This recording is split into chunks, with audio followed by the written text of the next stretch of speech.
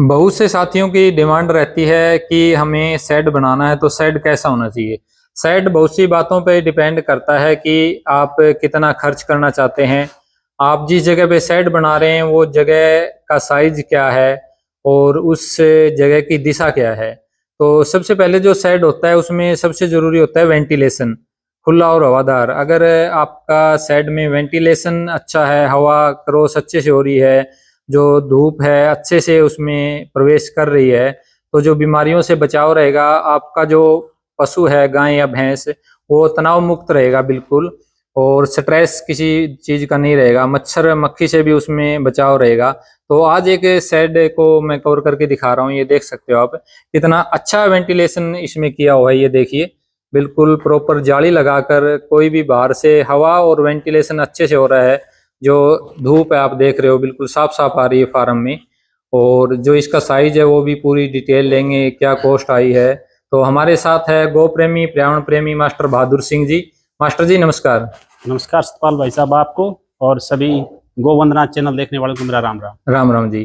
तो मास्टर जी क्या साइज है अपना जो शेड बनाया है? बहुत ही अच्छा आपने शेड बनाया है, जो इसमें वेंटिलेशन है, जैसे आपने साथ में ये जो जगह छोड़ के जाली लगाई हुई है, इसमें जैसे ईंटों का भी बचा हुआ है अपने, और वेंटिलेशन बहुत बढ़िया बन गया जी। जी जी हाँ जी सतपाल भाई साहब, इसका साइज है 60 बाई 35 का। अच्छा 60 बाई 35। ये देखो जी, जो लंबाई है वो 60 फीट है। हाँ और जो चौड़ाई है भाई साहब वो 35 फीट है। ठीक है जी। हाँ जी।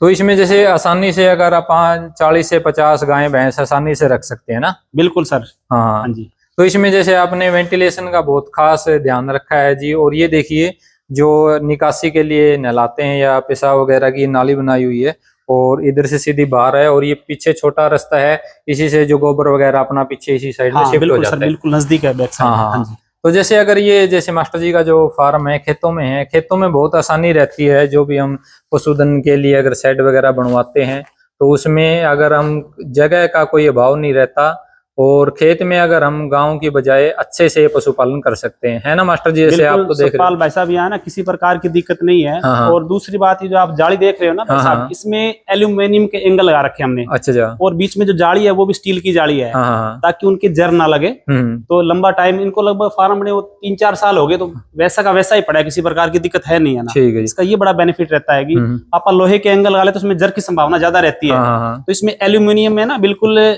ठीक रहता है, इस प्रकार से जंग की कोई समस्या नहीं है। और छत पे जैसे आपने ये जो बर्गे लगाकर ऊपर ईंट लगाई और उसके ऊपर पक्की है या कच्ची? हाँ, ऊपर पक्की अस्पताल भाई साहब। हाँ तो इसमें जैसे वो इसकी हाइट क्या रखी है मास्टर जी? 12 फुट है भाई साहब। 12 फुट। हाँ जी। ये देखिए जी। तो अगर हम कॉस्ट की बात करते हैं तो क्या कॉस्ट रही होगी मास्टर जी इसकी? कॉस्ट सतपाल भाई साहब इसकी, और बाहर जिसे मान लो कुंड वगैरह बना रखा है, बाहर की 4 दीवारें, टोटल 10 लाख के आसपास एस्टिमेटेड कॉस्ट आ गई। कितने टाइम पहले?